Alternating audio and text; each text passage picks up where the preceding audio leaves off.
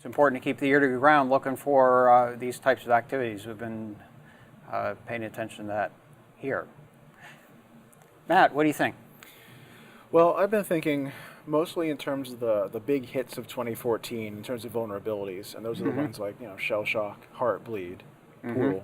These broad impact vulnerabilities that don't only just affect a single vendor or operating system, but affect a number of different platforms. Embedded devices, regular Linux, but even Windows in some cases for some of these packages if the things are configured that way, and appliances as well. I mean, I keep thinking back to the time we were going back and looking at shell shock and Heartbleed and how long it was taking. We've done everything we can. We have to wait on vendor X, Y, and Z, and it's that kind of thing where you feel like it's never going to get patched. And I'm sure that there are still vendors out there that haven't patched for some of these bugs, even with the incredible press that we've seen. Absolutely. Yeah, well, in fact, in some cases, they may not even be aware that the problem exists. Sure. I mean, they may not know that that's the component inside their embedded device that they're relying upon. They just know that, we've got SSL on here, and it does something.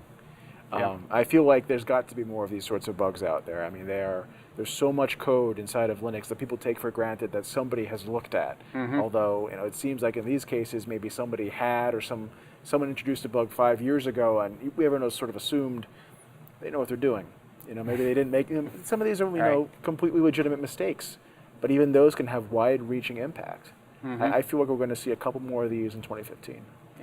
Yeah, we had a speaker here at AT&T. I think it was last week, a representative from the Linux Foundation that was talking a little bit about this topic. He was talking more specifically about the OpenSSL issues and how. Previously in the development process, there weren't very many people that were actually reviewing the code before it actually got included as a release. And so what they were doing is trying to take what was done associated with the Linux kernel and trying to map that into processes for other things. And they're starting to incorporate more things into it. I didn't see Bash mentioned, but I certainly did see, OpenSSL is in there, network time protocol is in there, because we dealt with the reflection attack activities associated with the network time protocol.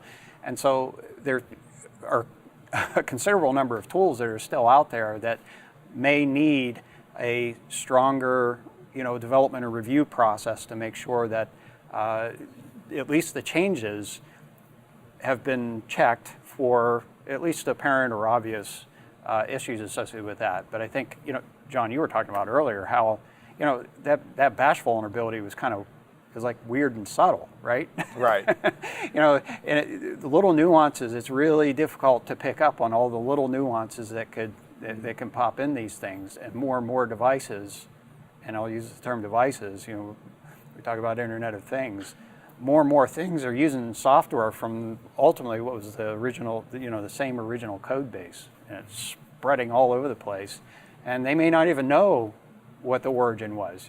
Somebody pulled a piece of code from here, put it in there, and was using it, and they went off to another job, and somebody else comes in, they're picking up, oh, gee, I didn't know that was in there, right?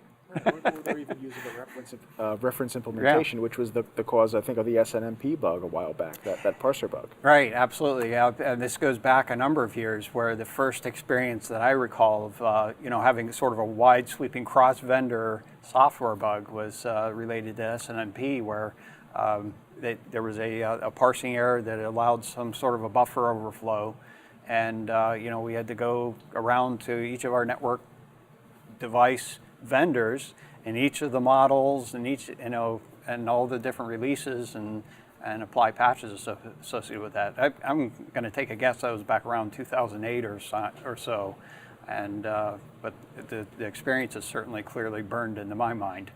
And Dave Gross even more so, because I remember we were originally pondering how this was going to get managed as a patching process.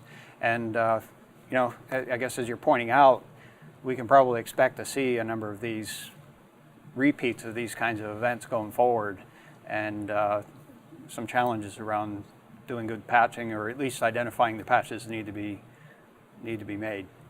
And having really good asset inventory really helps, because all of these cases, Heartbleed, Shell Shock, Poodle, If you have good asset inventory, you know immediately which Yeah. devices you're going to need to Absolutely. remediate. Although with shell shock, I would argue that it was a little complicated. It was a little 'Cause, complicated, You yeah. know, there's a lot of things in there, but Heartbleed and Poodle were a little bit easier if you knew what version of various software you had, it was a little bit easier to track down whether or not you'd be impacted or not, or that device would be. I guess to your point, as we get more network connected devices that we don't think of as computers, they need to be included as Yes. the asset inventory as well. Anything that gets an IP address needs Well, to be in the asset inventory database. And needs to be considered a computer. I think that's something we have to push Yeah. to the consciousness as well. Is that if you hook it up to the network, It's a computer. it's a computer. Yep. Yeah, you need your thermostats, your refrigerators, Light Yeah. bulbs, phones. Light bulbs. Yeah. Yeah. It becomes a big data. your security system DVRs, Absolutely. which we know is a big problem. All right, very good. Thank you, Matt.